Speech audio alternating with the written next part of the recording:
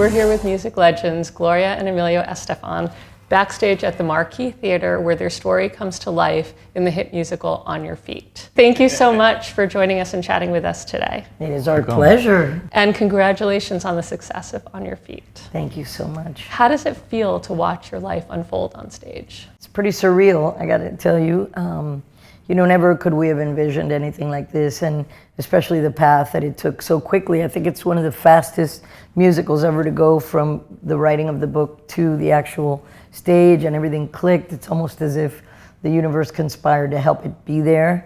But we wanted authenticity more than anything for the play. So. And we was involved too. I mean, to me, what was important as a producer was to have the real sound. So we have Miami Sound Machine performing in the stage.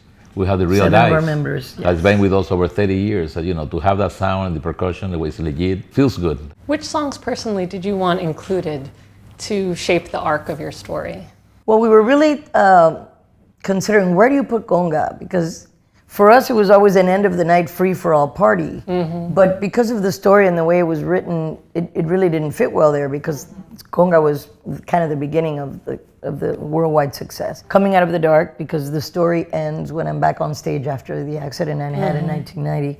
And it was an actual performance at the American Music Awards. Can you tell us about creating that song? When I had that accident in Scranton, we were flown into medevac helicopters. I came on one with my doctor, and he came on the other one with our son.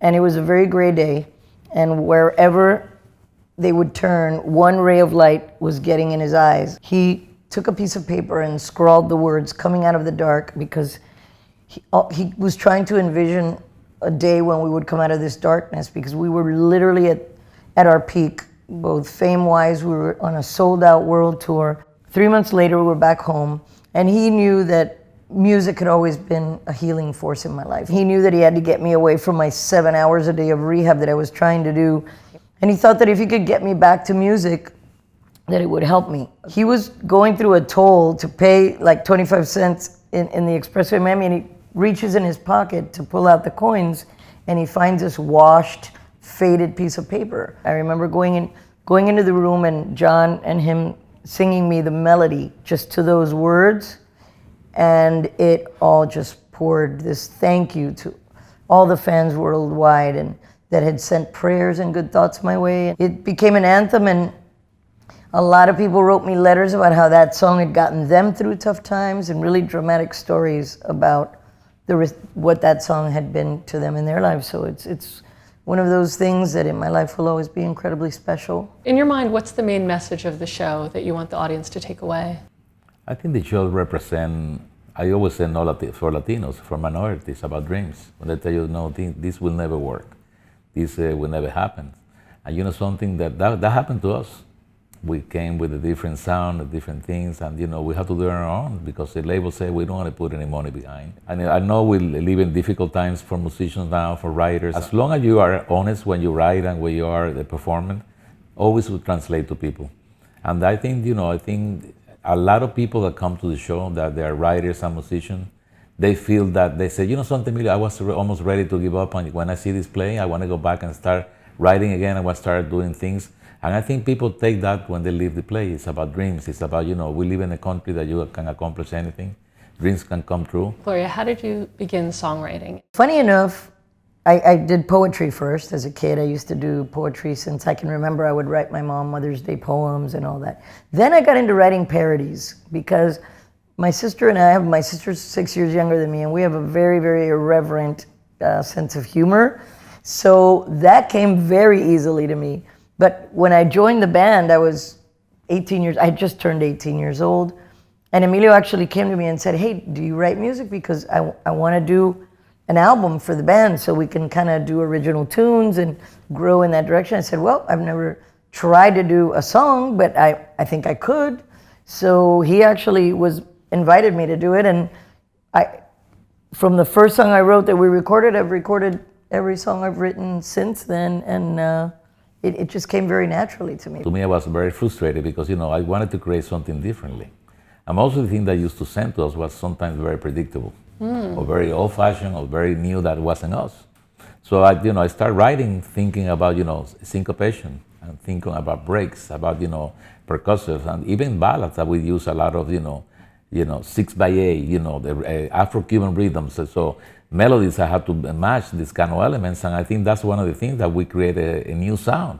When I joined the band, I listened to Cuban music first in my life, Cachao, Olga Guillot, the big ballad singers, because that's what my mom loved. Celia Cruz, I mean, huge.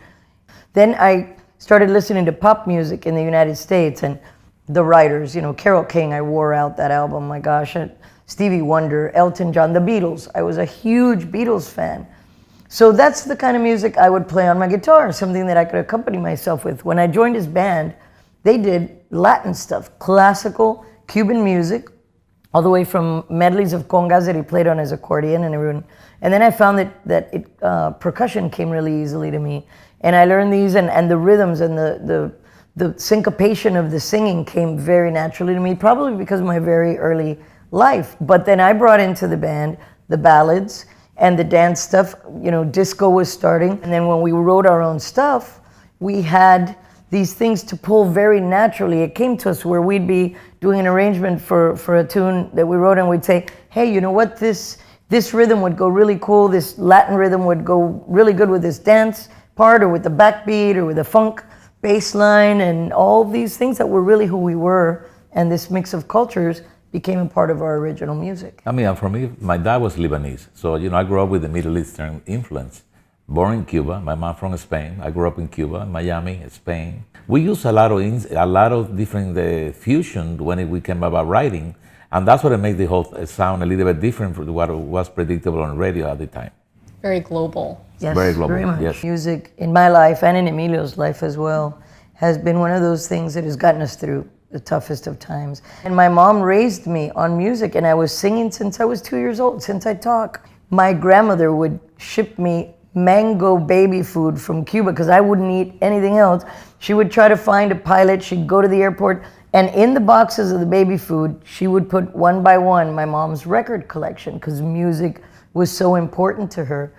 And then later on, when my dad came back from Vietnam very ill, Agent Orange poisoning, it was my solace. I would learn the songs that I would hear. I would tape them on a cassette and figure out the chords and just sing them and cry in my room by myself. And it was my way of just getting out. I wanted to be strong for my mom and not have her see that, it was a lot of responsibility on my shoulders. So music was my escape from that. And I'm very thankful to that. And for that reason, whenever I've written a tune and had the privilege of sharing it worldwide, I think a lot about what it's going to make the person feel that is listening to it. We've always wanted to, entertain purely, or fun and dance, because I started in his band and we love just getting people to dance and enjoy, or a cathartic experience, or maybe saying something to someone they love that they don't have the words for, or maybe empowering, making them feel like they can do something. And our whole lives we've just